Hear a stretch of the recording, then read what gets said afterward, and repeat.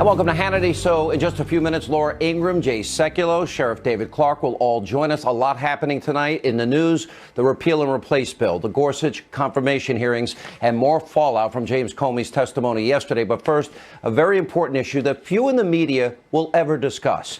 Now, the president remains steadfast in his commitment to fix the illegal immigration crisis in the country. Now, whether it's building the border wall, ending sanctuary cities, or the deportation of violent criminal illegal immigrants, any action to restore law and order must be swift because American lives are being lost and are at risk. Now, it's time to put an end to America's illegal immigration crisis, and it is a crisis, and that is tonight's opening monologue. All right, so remember from the very first day that Donald Trump announced he was running for president, combating violent crime carried out by illegal immigrants has been one of his top concerns. You may remember when he said this way back in 2015. Take a look. The U.S. has become a dumping ground for everybody else's problems. When Mexico sends its people, they're not sending their best. They're not sending you. They're not sending you. They're sending people that have lots of problems, and they're bringing those problems with us. They're bringing drugs.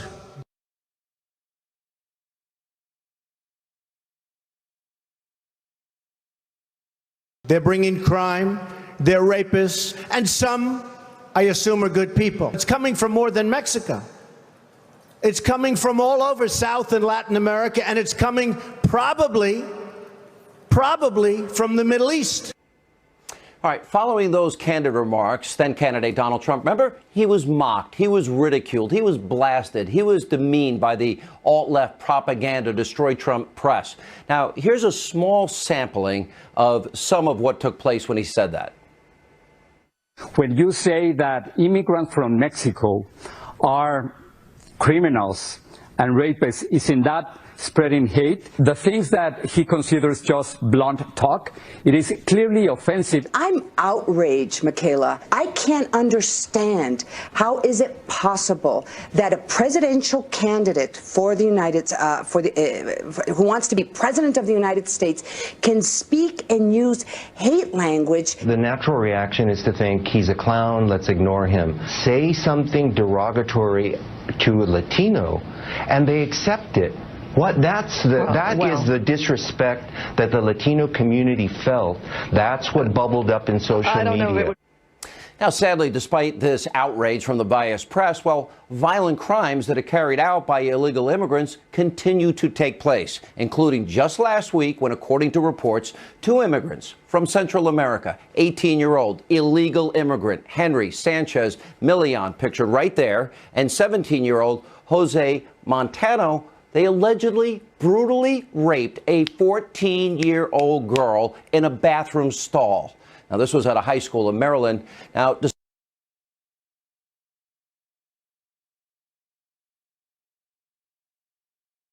despite their age, the pair of alleged rapists were attending high school as 9th graders. They're here illegally, at least one of them. So this terrible crime is just the latest in a long list of Americans who are victims because of illegal immigration. Now, during the presidential election, the murder of Kate Steinle became, well, national news. Why? Because in 2015, she was murdered in the sanctuary city of San Francisco by an illegal immigrant who had been deported 5 times. We're not protecting the American people. Now, of course, these high-profile incidences, well, it's only the tip of the iceberg. Last year, right here on this program, we held a town hall with then candidate Trump, and we had mothers whose children were killed at the hands of illegal immigrants. Just for a second, imagine if this were, God forbid, your child. My son was an integral part of a community, and his life was cut short by a repeat criminal. As the illegal drove by, he shot into the passenger side. My son was sitting at a red light, waiting for it to turn green. He was less than a mile from his home. Now, for years, right here on this program, we have been raising real concerns about illegal immigration. We've been down to the border numerous times. Back in 2014, remember, I was with Governor Rick Perry down in Texas, and we sat in on a border security briefing. Listen to these crime statistics. Criminal aliens have been responsible for about 642,000 criminal offenses. Governor, I've been down to the border 8 times now. 8 times, and I'm learning things here today that I never knew of, and I'd like to consider myself pretty informed on this issue. 642,000 crimes in 7 years. Have an orchestra that we have brave men and women that are literally using military tactics to fight what they consider to be cartels. 642,000 crimes committed against Texans alone. Then between 2011 and February 2017, in the state of Texas, well, illegal immigrants were responsible for 1,162 homicide charges, 68,151 assault charges, and 6,098 sexual assault charges. Now, of course, Texas, that's not the only state impacted by criminal illegal immigrants. In 2015, 36.6% of all federal sentences were given to illegal aliens, including convictions for drug trafficking, kidnapping, and yes, murder. Now, what I'm about to tell you, you're not going to hear this in the mainstream media. Between 2013 and 2015, despite the dangers we just showed you, the Obama administration released 86,288 criminal illegal immigrants right back into the general U.S. population. Now, thankfully, the era of Obama is over. We have a new president, and he has a new attitude. Watch this. I met with many American families whose loved ones, sons and daughters, husbands and wives, were viciously killed by illegal immigrants. These American victims and their families were ignored by the media. The media doesn't want to talk about it. They don't want to talk about it. They were ignored by the consultants. They were ignored by Washington. But these Americans were not ignored by me. They were not ignored by you. You showed that on November 8th. They were not ignored by you, and they will never be ignored by any of us. So President Trump is right, was right. We can never forget those whose lives were destroyed by illegal immigrants. Here now with reaction, Laura Wilkerson. Look at her case. Her son Joshua, brutally beaten and killed by an illegal immigrant in 2010. Also with us, Sabine Durden. Her son Dominic, also killed by a drunk driver in 2012. The driver, an illegal immigrant. Thank you both for joining us again. I appreciate it. You know, we've got a lot of news today, and Laura, I've known you now for some time, and we're going to talk about Neil Gorsuch. We're going to talk about the health care bill, and we're going to talk about all the other news of the day, James Comey. But I read this story, and I thought of you. I thought of the town hall that I did. I thought of the thousands of other parents in your situation, and this will get no media play. But people will make fun of the president or then candidate Donald Trump. What do you have to say to those people that have not lived through what you lived through?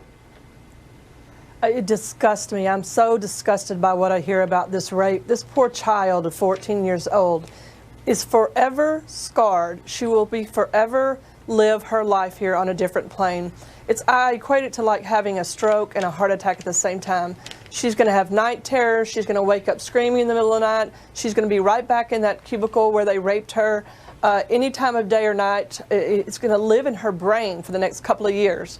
And then if it does settle down a little bit. And think back when Donald Trump came down that escalator announcing he's going to run for president, and he made those initial comments, some are rapists, some are murderers, and the brutal, vicious, vile, that's racist, that's wrong, that's inappropriate. He wasn't wrong. It's true. There are a lot of good people that cross the border illegally. They just want a better life. I get it. But there are a lot of people that don't belong here.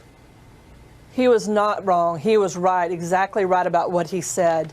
And I agree with him still today. And you can see this is another case of it. But I want to tell you that girl is going to do something for the rest of her life. She will never be the same. And I'm sure the two kids that came over were undocumented children by themselves. You cannot mix the cultures and some of the things together and have it mesh. It's not working. They need to be out. They're criminal for being here in this country in the first place, and they need to be gone. I see this, and I'm thinking, nobody is going to talk about it in the mainstream media. You know, I don't know what the coverage was at the time. Go ahead. And like Laura said, this young lady is changed forever. Her family, her friends, she will never be the same. She will never grow up as she would have without this happening. And what does it take for people on the left or on the right? Does it take your child in an urn, like my son, my only child? Does it take that for somebody to wake up and get behind our president to stop this insanity with the illegals crossing our borders, harming our citizens? When are we going to come first? You're never going to be the same either, are you? Trump. No, never. I won't ever be a grandmother or a mother-in-law. My life's completely changed. I moved because I couldn't handle California anymore. Yeah, it's so sad. We lost Laura. Thank you, Sabine. Thank you. You're in our prayers. The media needs to start telling the truth instead of putting on one commentator after another that says these outrageous things. Also here with reaction, author of the best-selling book, Cop Under Fire, Moving Beyond Hashtags of Race, Crime, and Politics for a Better America, Milwaukee County Sheriff David Clark. Sheriff, I got to imagine as part of your daily job, you have to deal with people that suffer like these parents, and probably there have been those moments you have to tell them, oh, sorry, your son and daughter is dead. Sorry, they're not alive. What happened? They got killed. And then in the case if it's an illegal immigrant, then you say, why does our government not protect the American people? Sean, it rips my heart out to listen to those angel moms, and may God comfort them in their time of grief. Look, this stuff was avoidable. That's stuff that angers me. We're talking about some failed policies, these sanctuary cities. We're not asking much. When I say we, I'm talking about ICE officials. We're talking about this anti-detainer policy that many of these sanctuary cities adhere to, where they will not hang on to individuals until ICE can get the paperwork together and the case together to schedule them for deportation. That's not asking a lot, just to hang on to them. These things are avoidable. I heard about that rape case, that young 14-year-old girl, these subhuman creeps. And the thing that really angered me is one of those guys was out awaiting a deportation hearing. That's why I said these anti-detainer policies. We don't need to change the law.